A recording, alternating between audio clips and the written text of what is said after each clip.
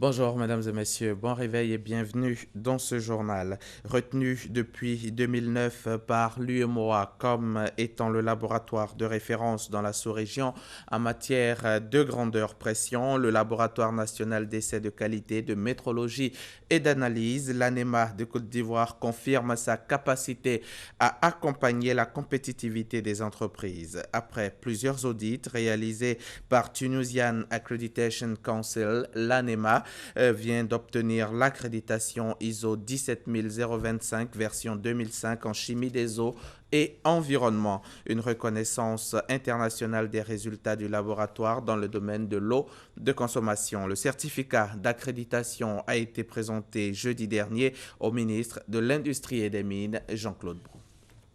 Des appareils analytiques de dernière génération, un personnel compétent au service du public et du privé.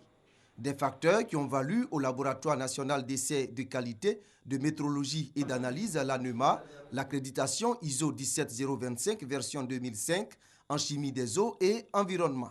Cette version est en vigueur actuellement dans le monde.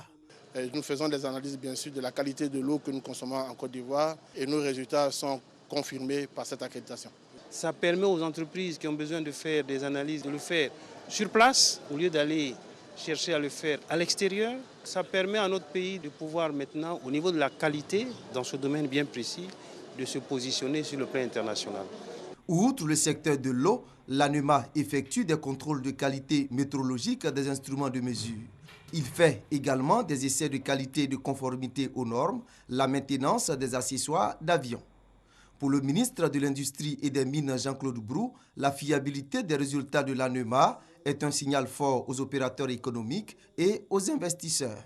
Notre pays dispose désormais d'un outil capable d'accompagner par son sceau les entreprises nationales dans leur politique de qualité, facteur déterminant de compétitivité.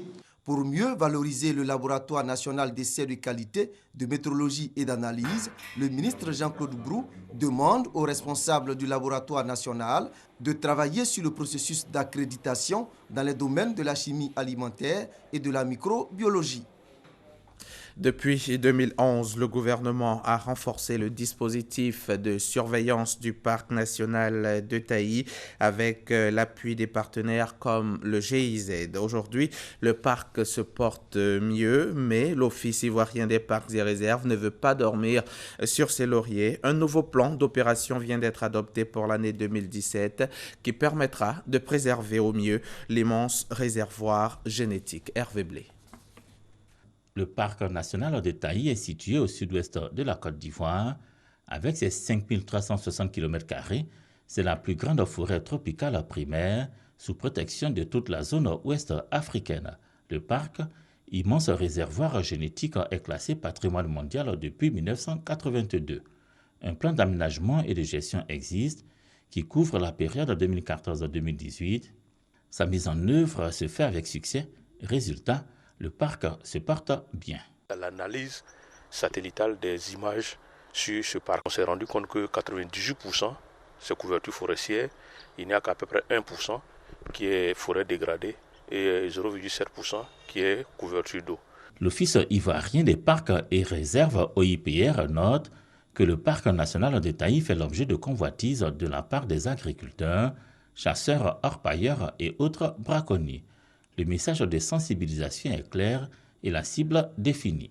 Nous expliquons aux populations riveraines que le parc national de Taï rend d'énormes services, notamment en termes de pluviométrie, et qui dit bonne pluviométrie, dit bonne production agricole. Deuxième élément, avec des réhabilitations d'écoles, des centres de santé, équipements et autres, nous contribuons au développement social et économique des populations qui vivent à la périphérie. Dans ce combat de préservation, l'Office et ses partenaires pourront compter sur les populations locales. C'est de sensibiliser nos populations à ne pas agresser ce massif forestier, un outil d'écotourisme, de recherche. La sensibilisation est encouragée par le parquet car des sanctions pénales sont prévues pour tout clandestin pris dans le parc. Lorsque ces infractions-là sont commises, ça va au paiement des amendes, à des peines d'emprisonnement également. Pour la préservation du parc national de Taï, son personnel et son parc automobile vont être renforcés. C'est ce que prévoit Le plan d'opération 2017 élaboré à San Pedro par l'Office ivoirien des parcs et réserves et ses partenaires.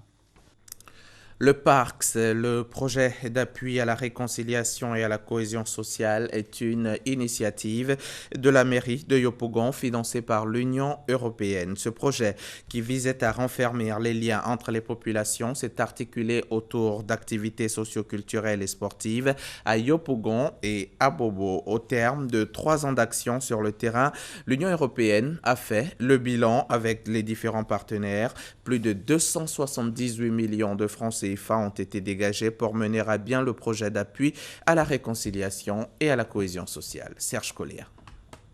En initiant le projet d'appui à la réconciliation et à la cohésion sociale, PARCS, la commune de Yopougon s'est fixé un objectif: contribuer à la paix mutuelle et à l'unité retrouvée à Abobo et Yopougon après les différentes crises en Côte d'Ivoire. Le projet d'un montant de plus de 278 millions de francs CFA, financé par l'Union européenne, a duré 3 ans.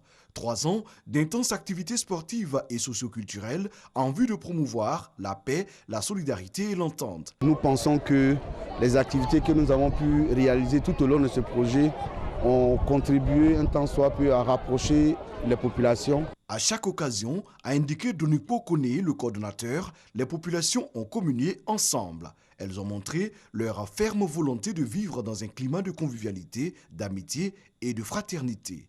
Côté infrastructure, le PARCS a favorisé la réhabilitation et l'équipement de 8 sites abritant des infrastructures socioculturelles et sportives. Les populations bénéficient désormais d'espaces de divertissement et de détente qui sont des cadres dédiés au moment de retrouvailles et de renforcement des liens d'amitié. À l'heure du bilan, tous les partenaires, notamment l'Union européenne et les municipalités d'Abobo et de Yopougon, se disent satisfaits. Autour des activités socio-culturelles et sportives, la cohésion sociale, la réconciliation. Et aujourd'hui, nous pouvons dire que cet objectif a été atteint vu les différents témoignages. Nous avons été ravis de constater l'appropriation de 2 communes, Yopougon et Abobo, ainsi que des décrets de satisfaction qui a été manifesté de manière très ouverte par les participants.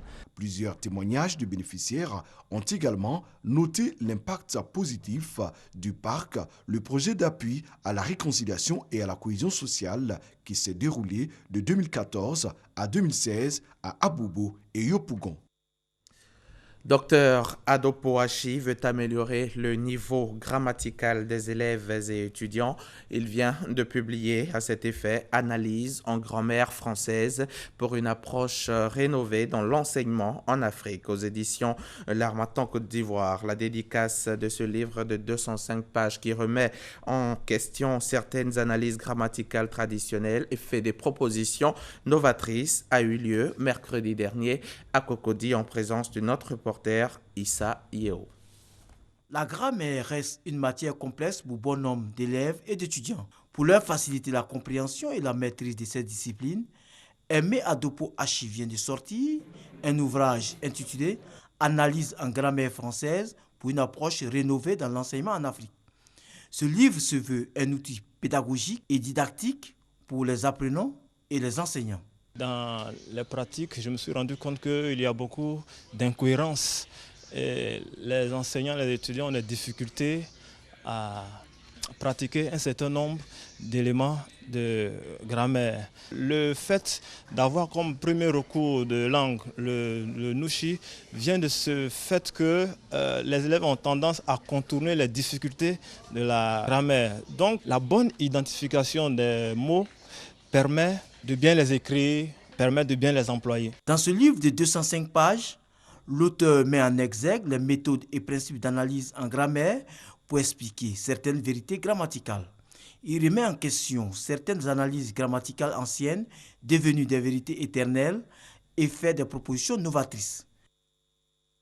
Un an après les attentats du 13 novembre, les investigations ont permis de reconstituer une grande précision de la naissance, avec une grande précision la naissance de ce projet terroriste hors norme, mais l'enquête n'a pas permis donc de lever toutes les zones d'ombre. L'enquête menée par 6 juges d'instruction a d'abord permis de lever le voile sur les failles des services de renseignement.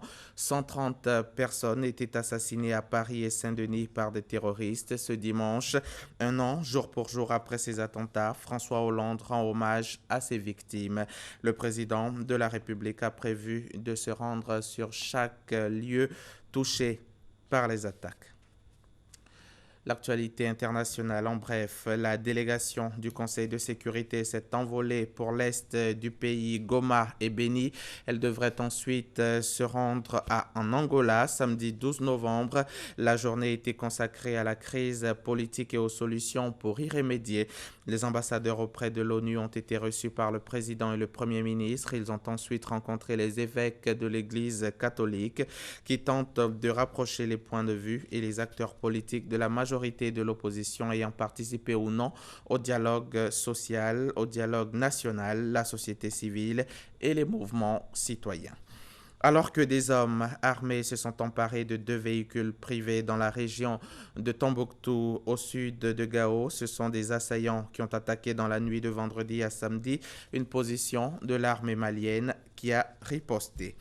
L'Assemblée nationale a levé vendredi 11 novembre l'immunité parlementaire de Barthélémy Diaz, permettant ainsi la tenue de son procès. Le député maire de Mermoz Sacré-Cœur, une commune de Dakar, est accusé d'avoir tiré sur un des hommes envoyés par le PDS, le parti au pouvoir à l'époque, pour attaquer sa mairie en décembre 2011. Les ministres des Affaires étrangères de l'Union européenne participeront ce dimanche soir à une réunion extraordinaire à Bruxelles après l'élection de Donald Trump à la présidence des États-Unis. Les Européens sont inquiets et dans plusieurs domaines. Ils vont donc faire le point ce dimanche. Comment aborder l'avenir avec les États-Unis sous l'ère Donald Trump. Et puis sport, pour terminer, c'est en bref et en images. Le Maroc et la Côte d'Ivoire ont fait match nul 0-0 hier soir au Grand Stade de Marrakech en match de la 2e journée des éliminatoires du Mondial 2018. Dans l'autre match de ce groupe, le Mali et le Gabon se sont quittés sur un nul vierge 0-0 à Bamako.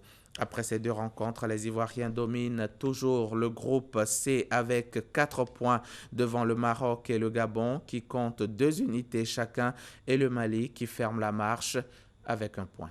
Merci de nous avoir suivis. Bonne suite de programme sur RTI.